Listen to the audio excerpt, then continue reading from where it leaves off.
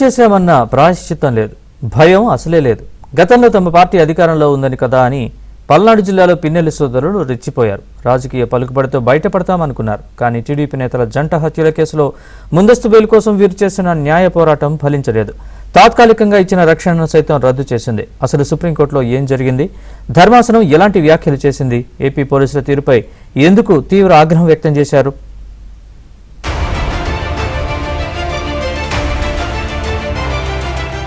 సుప్రీంకోర్టులో పిన్నెల్లి సోదరుల కేసు విచారణ ఉత్కంఠభరితంగా సాగింది. పల్నాడు జిల్లా గుండ్లపాడుకు చెందిన టీడీపీ నేతలు జవిశెట్టి వెంకటేశ్వర్లు, జవిశెట్టి కోటేశ్వరరావు జంట హత్యల కేసులో మాజీ ఎమ్మెల్యే పిన్నెల్లి రామకృష్ణారెడ్డి, ఆయన సోదరుడు వెంకట్రామరెడ్డి ప్రధాన నిందితులుగా ఉన్నారు. ఈ కేసులో ముందస్తు బెయిల్ పిటిషన్ను సుప్రీంకోర్టు విచారిస్తున్న క్రమంలో రాష్ట్ర ప్రభుత్వం తరపున న్యాయవాదులు కీలక వాదనలు వినిపించారు. పిన్నెల్లి సోదరులు విచారణకు సహకరించడం లేదని, సాక్షులను బెదిరించారని, సాక్ష్యాలను ట్యాంపర్ చేసే ప్రయత్నం చేశారని కోర్టు దృష్టికి తీసుకువెళ్లారు. ఈ వాదనలతో ఏకీభవించిన జస్టిస్ సందీప్ మెహతా ముందస్తు బెయిల్కు ఏమాత్రం అర్హత లేదని స్పష్టం చేశారు. అయితే లొంగిపోవడానికి 2 వారాల సమయం ఇవ్వాలని పిన్నెల్లి సోదరుల తరపు న్యాయవాదులు కోరారు.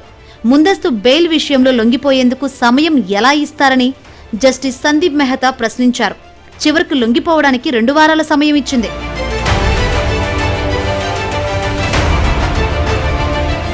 సెక్షన్ 161 కింద నమోదు చేసిన సాక్షుల స్టేట్మెంట్లు నిందితులకు ఎలా అందాయని ధర్మాసనం ఏపీ ప్రభుత్వాన్ని నిలదీసింది. చార్జ్షీట్తో పాటు కోర్టుకు సమర్పించాల్సిన ఈ కీలక పత్రాలు నిందితుల చేతికి రావడంపై జస్టిస్ సందీప్ మెహతా తీవ్ర ఆగ్రహాన్ని వ్యక్తం చేశారు.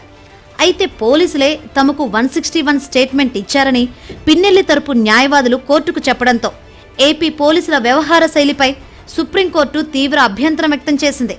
నిందితులకు పోలీసులు బహిరంగంగా సహకరిస్తున్నట్లు కనిపిస్తోందని ధర్మాసనం అభిప్రాయపడింది. ఈ అంశంపై కూడా పూర్తిస్థాయి దర్యాప్తు అవసరం అవుతుందేమోనని కూడా జస్టిస్ సందీప్ మెహతా అన్నారు.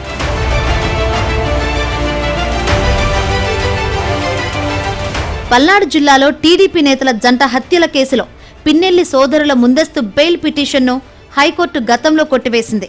ఈ కేసులో A1గా జవిశెట్టి శ్రీను, A2గా తోట వెంకట్రావు, A3గా తోట గురవయ్య, A4గా నాగరాజు, A5గా తోట వెంకటేశ్వర్లు, A6గా పిన్నెల్లి రామకృష్ణారెడ్డి, A7గా పిన్నెల్లి వెంకట్రామిరెడ్డిని నిందితులుగా చేర్చారు.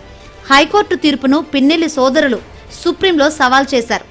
అయితే వారిద్దరికీ మధ్యంతర రక్షణ కల్పించాల్సిన సుప్రీం ధర్మాసనం పిన్నెల్లి సోదరుల ముందస్తు బెయిల్ పిటిషన్పై తుది నిర్ణయం వెలువరించేంత వరకు వారిని అరెస్టు చేయవద్దని ఆదేశాలను జారీ చేసింది.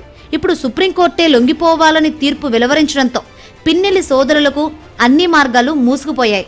2 వారాల గడువు ముగిసిన వెంటనే పోలీసులు వారిని అరెస్ట్ చేసి చట్టబద్ధంగా విచారించేందుకు మార్గం సుగమమైంది.